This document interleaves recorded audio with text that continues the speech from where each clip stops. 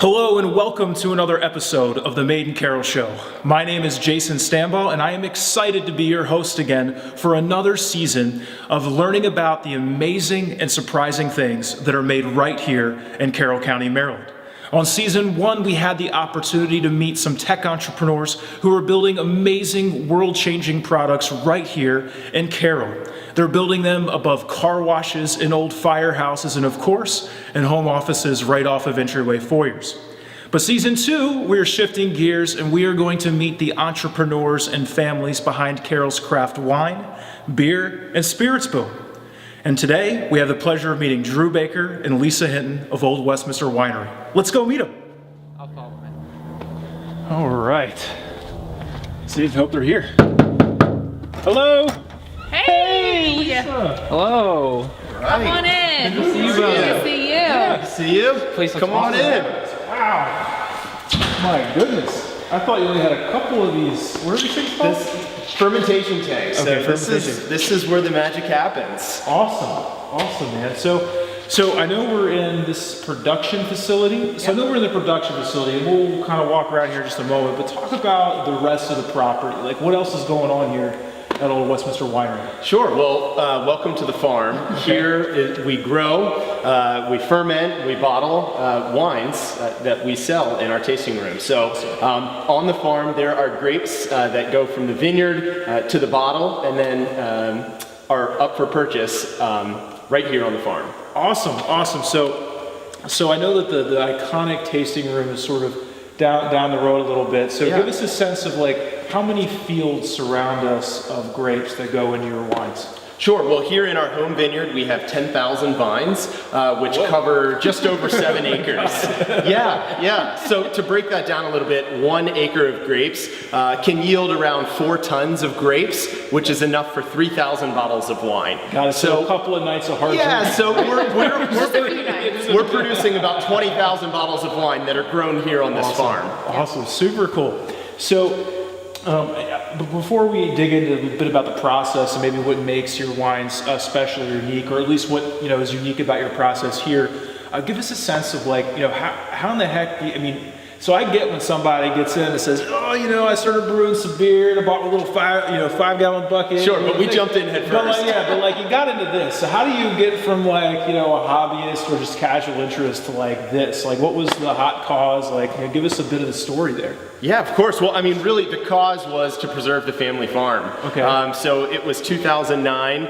My sisters and I, Lisa, my other sister Ashley, who's unable to be here tonight, but is an intricate part of the team. The 3 of us, along with our parents, were really kicking the tires on different ways to preserve the farm in an agricultural way. So basically grow and produce something that we were proud of and happy to share, and that would bring pleasure to other people. So it didn't take long to land on wine for all obvious reasons, and then it was just a function of feasibility, right? Like, is this something that we have the skills to do? Is this something that Carroll County wants? And the more we learned, the more we believed not only was it something that we were sort of uniquely gifted to be able to do well, but we also felt like the region, Maryland, Carroll County specifically, was really hungry for not only a delicious Maryland-grown product, but something with a sense of place and that's really the kind of wine, those more European-inspired wines, which is what we were interested in ourselves. So. Yeah, well, what I love about you guys and what fascinates me so much is that you kind of went from that we want to preserve the family farm and what do we do on it to like jump into wine, and you just didn't like casually get into wine, right? Like most people would be like, what, we're gonna make some wine on the old farm. We're like, young and stupid. But you didn't say that. You said we're not just gonna make wine. Like, we're gonna make the best freaking wine in Maryland, and I think that makes me feel something, and I think makes me feel very, very proud to have folks like you in this community. And like, you didn't just say it, like you're kind of doing it. Yeah, we're putting Maryland wine on the map. That's right. And in so many ways, like, we think a rising tide floats all boats. So we're big cheerleaders for any winery in Maryland that is producing wines from grapes grown here that are of world-class quality. So we believe wholeheartedly that we're making wines that fit that bill, but we're not alone in that, and that's a good thing. In Maryland, less than 3% of all wine that's consumed is domestic or grown and produced here. So it's really not so much a competition between us and our neighbors. I think collectively Maryland wineries have a lot of work to do to prove that we're making wines that are just worth drinking. Like, this is a delicious product that you should really look into. Do you partner up with any other vineyards for their grapes, or do you all use all your own? For sure, we do. So I had mentioned that we grow about 20,000 bottles of wine annually here. This past year, our production grew to about 50,000 bottles. So on this farm, we are at, what is that, 40% production here. We have another vineyard out in Washington County that we work with. There's actually 5 other vineyards that we source small amounts of fruit from. There's another vineyard up in Manchester, actually. Really beautiful site called Birchview Vineyard. Chuck and Michelle, really great family. And they have a vineyard without a production facility currently. So under contract, we buy their grapes. And then we also collaborate in a lot of other ways. So there's sort of this whole idea that it's a little ecosystem. And everything is Maryland grown, and it's Maryland grown and delicious. Beyond that, there's lots of room for creativity. Well, so we take the raw deliciousness from the field and we bring it in here, and we don't have time for like a chemist's description. That's Lisa for you. I said that. She's waiting for her cue. I'll spare you. Yeah, I got a timer. It's going to go off. No. Yeah. But kind of walk us through a bit about the process. As we go through from grapes come in and what happens. Take us through a quick tour here. So I'll just give you a kind of a general idea of how the process works. There's like a couple of key factors that are really important to our production here. This applies to both red and white wines. It's that we don't inoculate with yeast, so all of our yeasts are native. It comes in with the fruit from the vineyard. We don't fine, we don't filter, which basically means that we're putting a natural raw product into a bottle. No makeup wines. Exactly. No makeup wines is what we like to say, but it's really the best reflection of the site that the wine is grown. And that is true to putting Maryland wine on the map. We've said that for years, and we truly believe that. And the best way to really show that is to not kind of dress it up, in the winemaking process. It's just to shepherd the grapes from the vineyard to the bottle. Very cool. Yeah. Very cool. So over here, I'm fascinated. So we've got lots of different shapes. So it's like this is like, I don't even know. This is unbelievable. This scale. So what's kind of the movement as we go through this place here? Yeah, just to put it in a little bit of perspective for you, this T2 tank right here can hold about 4 tons of red fruit, a touch more. So this is a great representation of a 1 acre fermentation. Yep. Wow. So you can kind of look at these tanks as a like lot of production. Give or take. These are all like between 1 and 2 acre lots per tank. Yeah. Okay, so we're doing some fermentation action here. Yeah. So we go over to here. Now these, they get kind of like thinner. Is that because they're a different brand, or is this both? White wine? Yeah, white wine. These are settling tanks. Yeah, just a little bit of a different shape based on kind of the style of wine that we want to produce. So yeah, red fermentations. Whites over here, and we have a number of different sizes and shapes that you can see. And then actually in that expansion that's a little dark right now is all of our barrel storage. Very cool. So let's take a peek back here. What is this guy? It's like this is a pump for moving wine around from tank to tank. Very cool. All right, and so this is new. I have not seen this before. I think I saw it. There's a bunch of sticks. And there are no lights. That's how new this building is. So, welcome to the lair. That's right. So what are we, obviously this is aging, so what are we aging in here right now? So this is all of our reds that age for at least 18 months in French oak barrels. So we have about 160 barrels aging right now, which is a lot of wine. So multiple vintages as well. Yes. So some of these wines are carryovers from 2015 and 16, as well as all the new stuff from 2017 that was just barreled down over the past 2 months. Yeah, basically. Yeah. So one of the things that inspired this season was I did the Bourbon Trail tour in Kentucky. I did it was like climbing Everest. I went to like 16 different distilleries. It was incredible. That's cool. But like I know that like every barrel sort of has a story. So like where are your barrels come from, or where what's kind of the deal with the barrels you choose or pick to age your wines? Absolutely. So, I mean, for us, we sort of see our barrel aging program as sort of like the spice cabinet. So really having a wide array of options is really important to us. So we don't necessarily have one signature style of barrel. Most of our wines are aged in French oak as opposed to American oak, which you saw a lot of in bourbon country.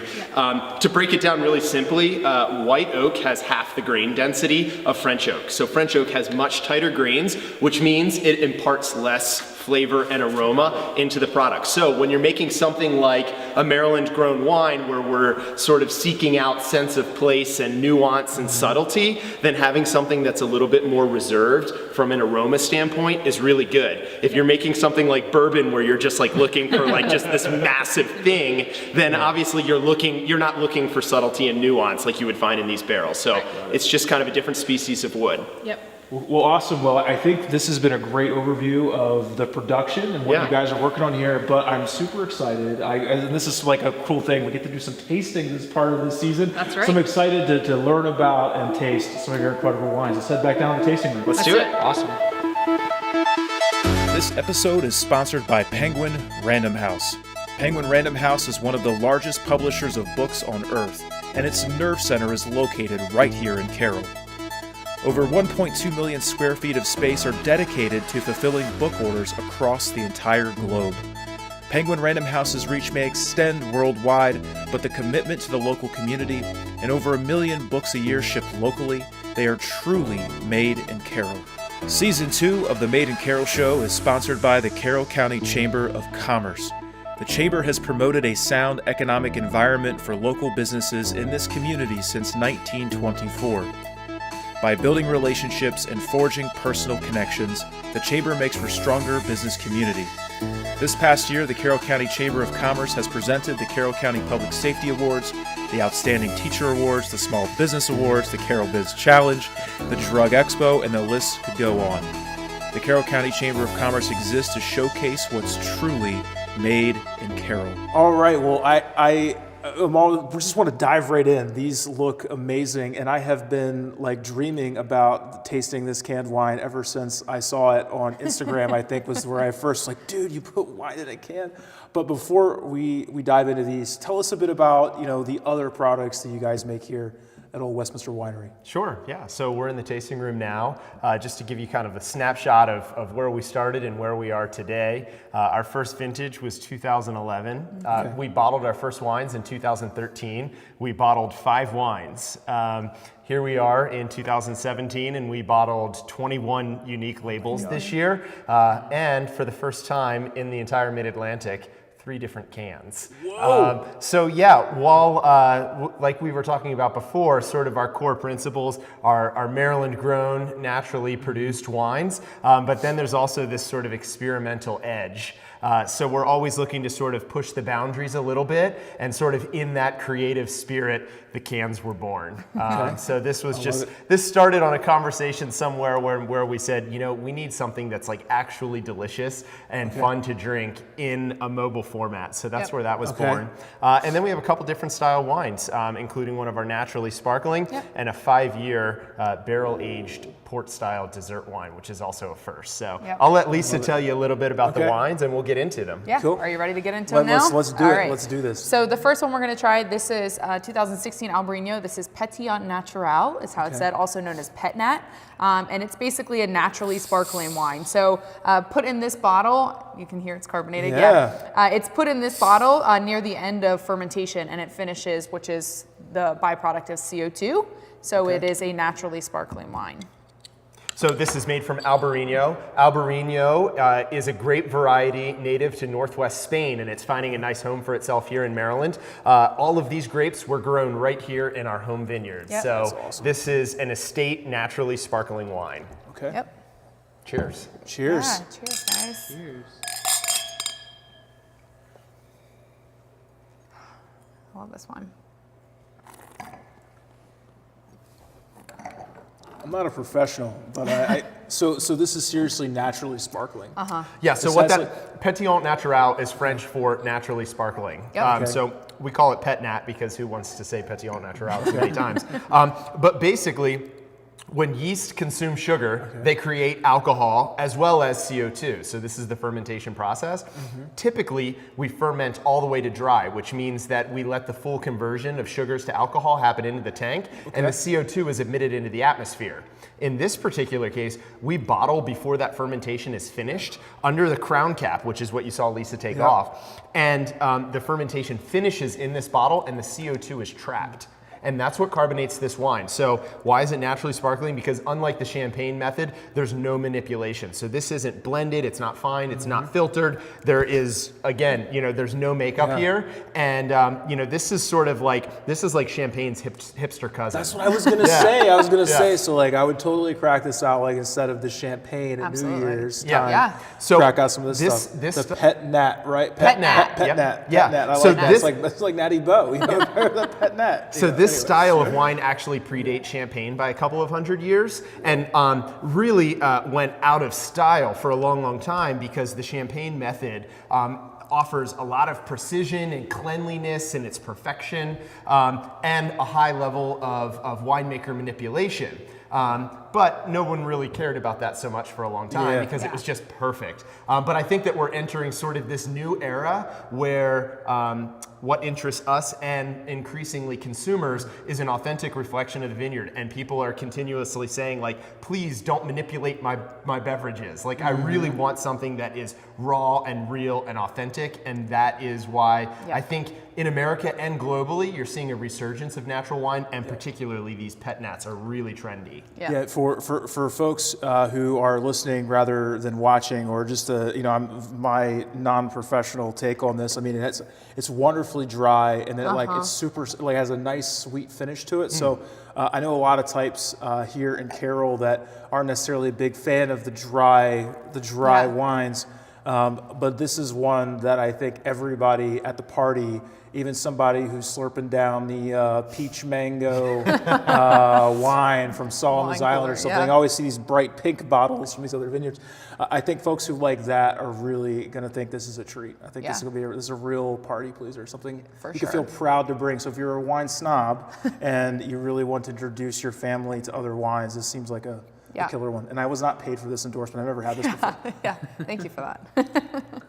All right, so are we hitting the can? We hit the can next? I think we should. I got to hit this. Oh, man. How excited are you? I'm like level 10 excited about this can. It's so weird doing that, by the way. The 12-ounce standard cans. 375 mil, so it's a half bottle. Oh, okay. A little bit bigger than 12 ounces. So what's the percent alcohol in this in the can? This is 12%. This one's 12, Whoa.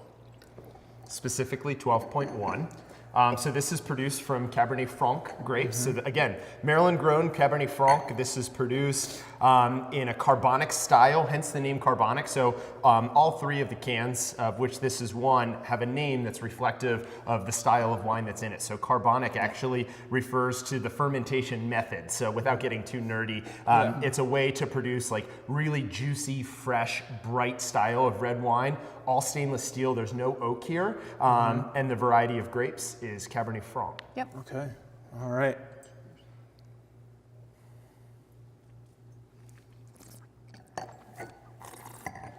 Wow.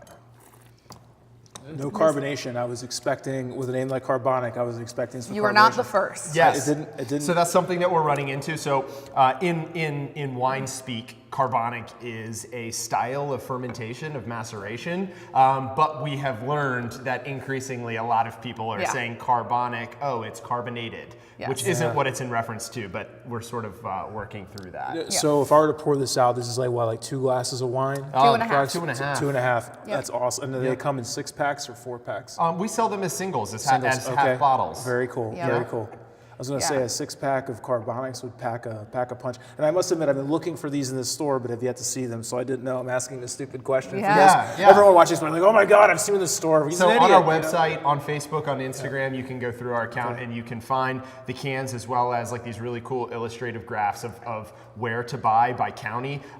These wines are actually distributed in Virginia, in DC, and in Chicago as well. So to our knowledge, it's one of the only products in the Mid-Atlantic that really has found a market outside of itself. We basically can't make enough, but we have distributors that are interested in carrying these products in Boston as well.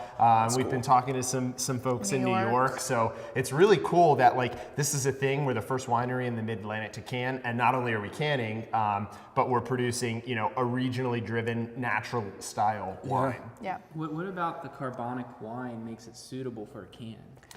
The style of fermentation, like Drew was saying, a carbonic fermentation really produces a style of wine that's fresh and juicy and fruity because it's whole berry fermentation. It's not heavily extracted.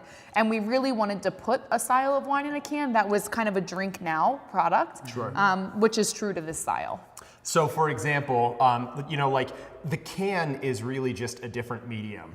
Right? So like in the same way that we wouldn't take a 2-year barrel-aged Cabernet Sauvignon, something that you would put in your cellar and age and pull out for a special dinner party, like we wouldn't can that wine because it really doesn't fit stylistically. But when you take a product like this, or like our Farmer Fizz or Seeds and Skins, these really fresh, young wines that are just like delicious and gulpable, and you're gonna drink it tomorrow, so to speak, you know, there's not a lot of practicality behind all of the glass and cork and capsules and labels. It's a lot of weight, it's a lot of footprint, it's a lot of carbon footprint.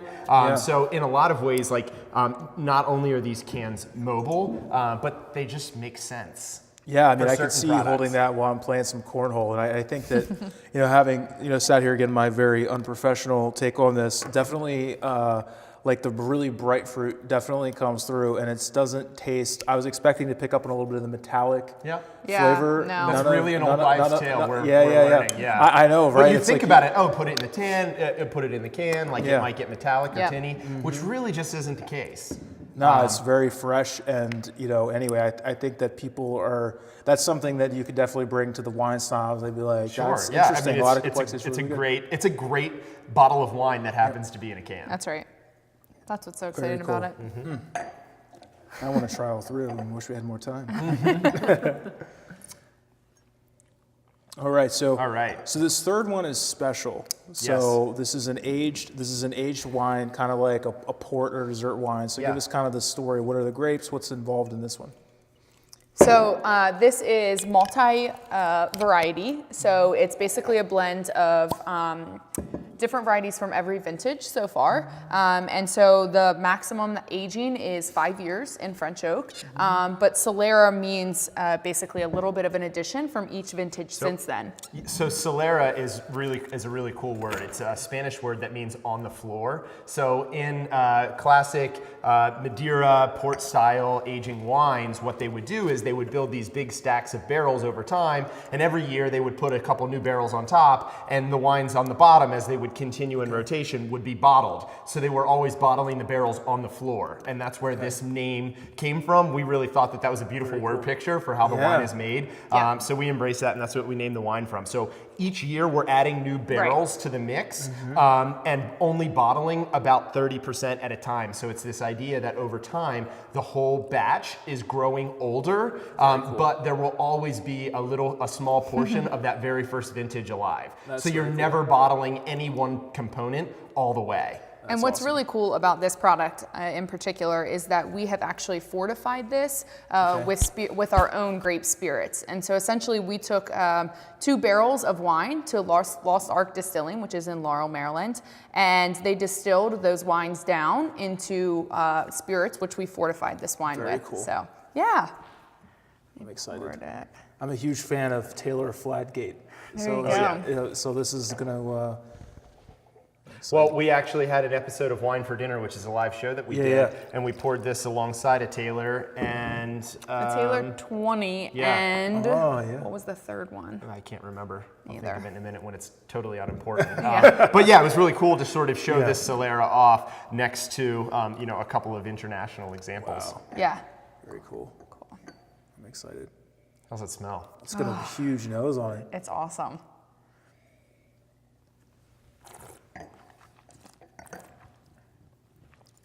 So this is 7% residual sugar, which is relatively low for this style. Yeah, for this style, and 18% alcohol.